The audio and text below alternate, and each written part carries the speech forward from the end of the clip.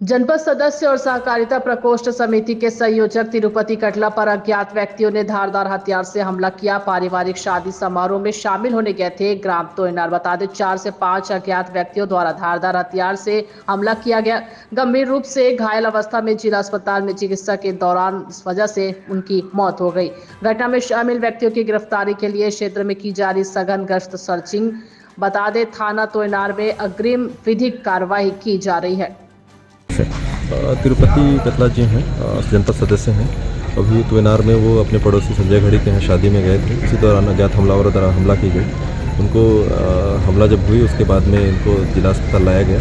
तो अस्पताल में इलाज के दौरान मृत्यु हो गई। सर, माओवादियों द्वारा हमले की आशंका व्यक्त की जा रही है सर। इसमें हम लोग जांच कर रहे हैं। हमारी टीम एक है और सघन गश्त भी वहाँ जारी है।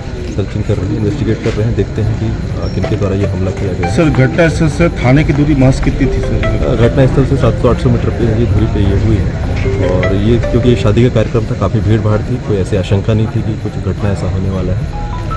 तो उसी दौरान अचानक हमलावरों ने सर, कयास लगा जा रहा है कि स्मॉल एक्शन टीम बेदरेक बाद यहाँ भी हमला करी, ऐसा कयास लगा। इसमें हम जांच कर रहे हैं। अब जांच के बाद जो भी स्पष्ट होगा हम आपको बताएंगे। सर, घटनास्थल से नक्सलियों को कोई पर्चा? अभी तक ऐसी कोई जानकारी नहीं मिली है, ऐसा कोई सर्चिंग अभी जारी है।